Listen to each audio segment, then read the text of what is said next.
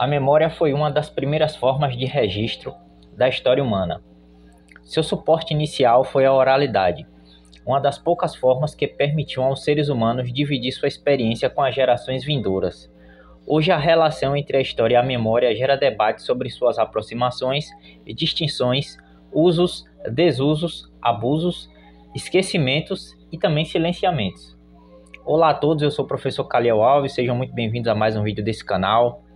Gostaria de agradecer a todas as pessoas que deixam like, comentam, compartilham, se inscrevem no canal. Vocês sabem que isso é importante, né, para fazer com que o algoritmo entregue esses vídeos para mais pessoas. Então, hoje vamos falar de história e memória. Nas sociedades pré-Estado, as técnicas mnemônicas permitiam o registro oral do conhecimento produzido pela comunidade. Esse conhecimento transmitido de pais para os filhos dependia do esforço de memorização. As narrativas míticas, esquemas rimáticos e o uso dos cânticos auxiliavam nesse processo, mas a memória sempre esbarrava na sua condição biopsicológica. O cérebro humano, embora avançado comparado com outras espécies, não é capaz de lembrar tudo de modo confiável, o que absorve. A mente humana é capaz de produzir falsas memórias, o que é chamado de efeito Mandela, e esse acho que é um dos exemplos mais típicos, né, de como a memória também pode ser falseável ou falsificadora da realidade. Portanto, a memória está limitada pela sua condição biopsicológica. Para lembrar algo, é necessário esquecer muitas outras.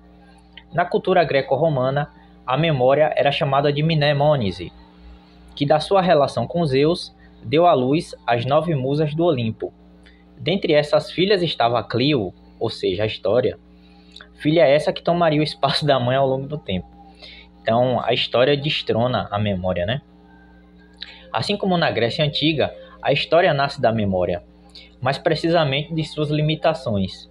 Os antigos consolidaram uma nova forma de registrar e analisar a trajetória humana, que é do ponto de vista histórico, metódico, científico.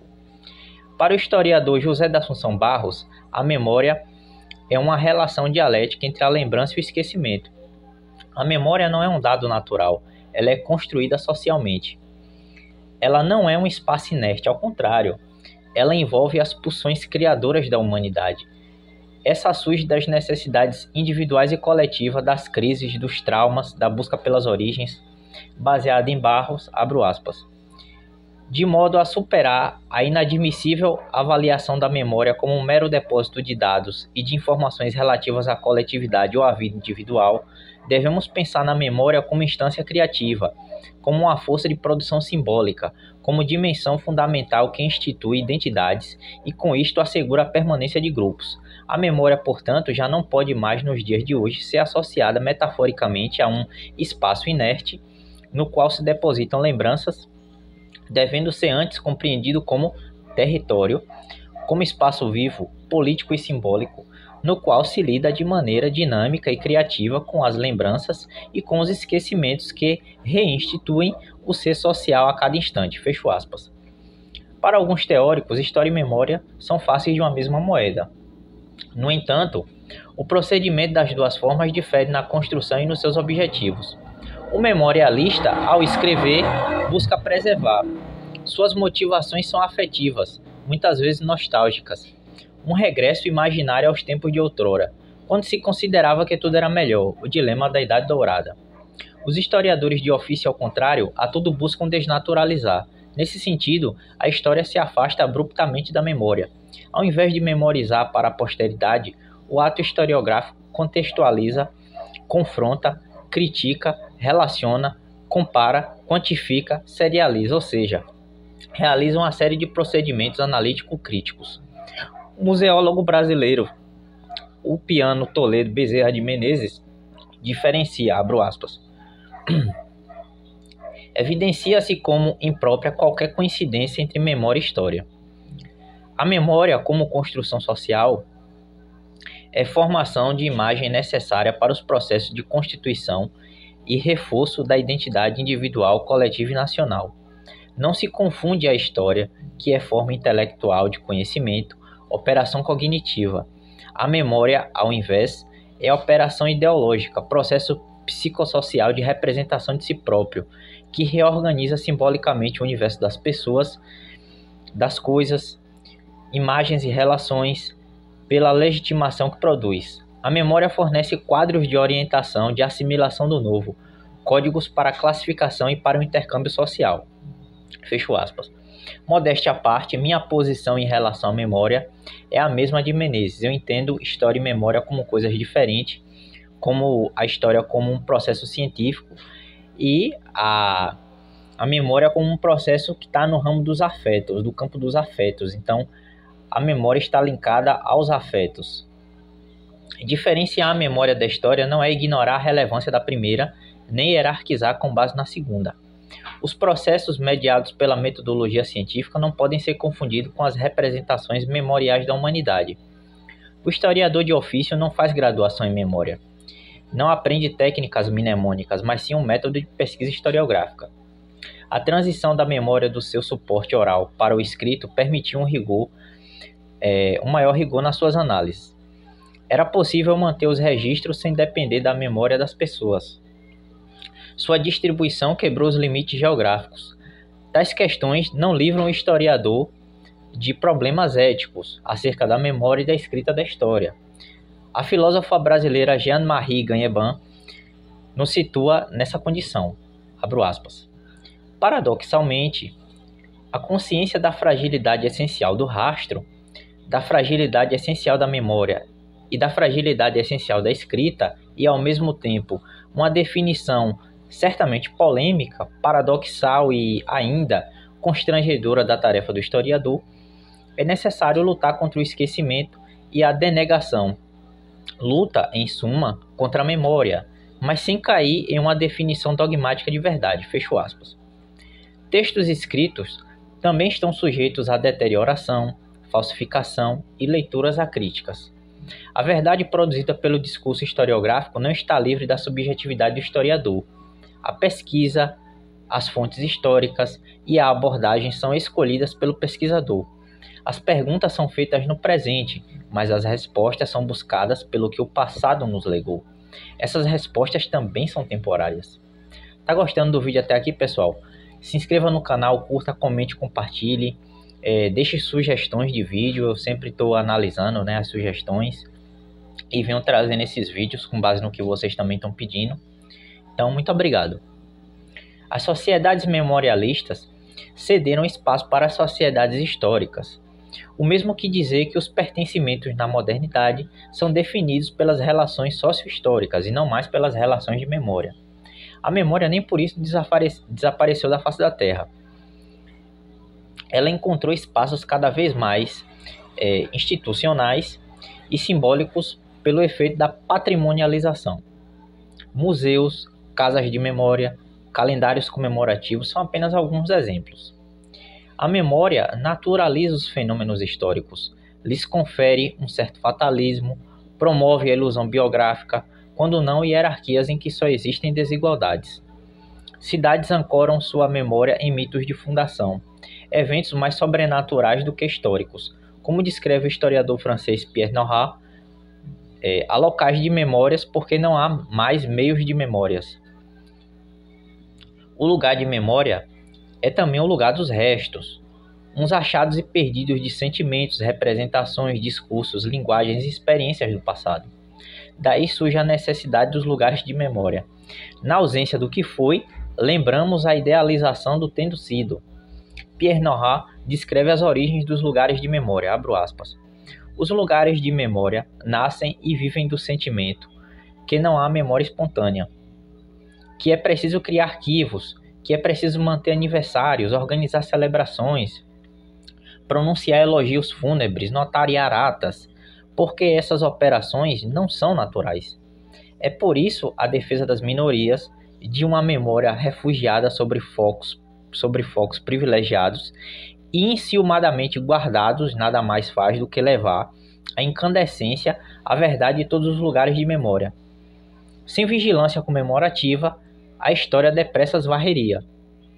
São bastiões sobre os quais se escora, mas se o que defendem não estivesse ameaçado, não teria tampouco a necessidade de construí-los. Se vivêssemos verdadeiramente as lembranças que eles envolvem, eles seriam inúteis. E se, compensação, a história não se apoderasse deles para deformá-los, transformá-los, sová-los e petrificá-los, eles não se tornariam lugares de memória. Fecho aspas. A ameaça do esquecimento social força a criação dos lugares de memória. Embora não seja o objetivo da história, ela é usada para legitimar as demandas da lembrança. Muitas são as datas comemorativas inspiradas por eventos históricos.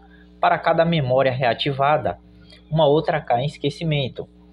Não é possível lembrar tudo, mas é provável que tudo caia no esquecimento sem a construção de memórias. A memória coletiva sempre esteve ligada ao pertencimento, à constituição de identidades. Durante muito tempo, ela foi domínio dos grupos dominantes.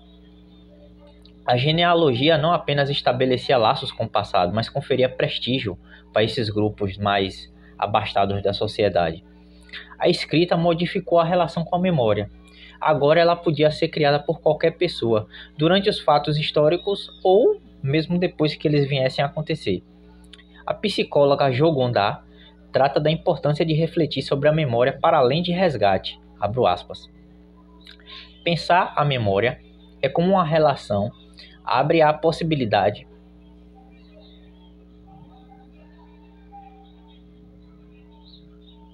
abro aspas. Pensar a memória como uma relação abre a possibilidade de que a partir de uma nova situação, um novo encontro, como pretende ser a situação analítica, por exemplo, o passado possa ser tanto recordado quanto reinventado. Desse modo, a história de um sujeito, individual ou coletiva, pode ser a história dos diferentes sentidos que emergem em suas relações, ou de outro modo, abre-se a possibilidade de que a memória, ao invés de ser recuperada ou resgatada, possa ser criada e recriada, a partir dos novos sentidos que a todo tempo se produzem, tanto para os sujeitos individuais quanto para os coletivos, já que todos eles são sujeitos sociais. A polissemia da memória, que poderia ser seu ponto falho, é justamente a sua riqueza. Fecho aspas. A memória polissêmica. Podemos tratar de um fenômeno biopsicológico, social, individual, coletivo, patrimonial e institucional. Alguns autores preferem qualificar a memória em tipologias. Mais interessante seria entender as relações entre as memórias constituídas. Nesse quesito, podem ocorrer as projeções, anacronismos e silenciamentos. A memória é instável por natureza. A memória é um lugar de constante disputa. A memória é um dos elementos fundantes da identidade. Esses conflitos são mais perceptíveis na memória nacional, institucionalizada e racionalizada pelo Estado. Ela ordena nossa relação com o tempo. É por isso que comemoramos o 20 de novembro a independência do Brasil. O sociólogo austríaco Mitchell Pollack estabelece a relação entre memória e identidade. Abro aspas. Nessa construção da identidade, há três elementos essenciais. A unidade física, ou seja, o sentimento de ter fronteiras físicas, no caso do corpo da pessoa, ou fronteiras de pertencimento ao grupo, no caso de um coletivo. A continuidade dentro do tempo, no sentido físico da palavra, mas também no sentido moral e psicológico. Finalmente, há o sentido de coerência, ou seja, de que os diferentes elementos que formam o indivíduo são efetivamente unificados. Fecho aspas. O que é passível de lembrar também é passível de esquecimento e silenciamento. Eventos traumáticos como guerra, desastres naturais e sobreviventes de atos criminosos tendem a sofrer com o esquecimento ou silenciar sobre essas experiências negativas. Reviver os traumas é uma experiência dolorosa para essas vítimas. Como trata Pollack, abro aspas, o silêncio parece se impor a todos aqueles que querem evitar culpar as vítimas, e algumas vítimas que compartilham essa mesma lembrança comprometedora preferem elas também guardar silêncio. Fecho aspas. As memórias não são naturais nem espontâneas. Possuem diferentes significados e origens. Estão em disputas na sociedade. A memória não é história. Memorizar e lembrar os fenômenos históricos não é o mesmo que compreendê-los. Não deve o historiador subestimar a força da memória, mas deve encará-la como uma fonte histórica preciosa em suas pesquisas. A institucionalização e patrimonialização das lembranças criaram lugares de memórias. Esses lugares ordenam os modos de ver e pensar sobre questões socio-históricas. Ao mesmo tempo em que estabelecem o que deve ser memorizado, determinam o que será esquecido e silenciado. A memória, como não podemos esquecer, é dialética, mais perceptíveis nas suas relações do que em suas nomenclaturas. Então, para quem acompanhou até o final do vídeo, deixa um like, comente, compartilha. Muito obrigado. Fico feliz de você ter ficado até aqui. E lembrando que temos muitos outros vídeos no canal, muitos playlists. Fique à vontade e até o próximo vídeo.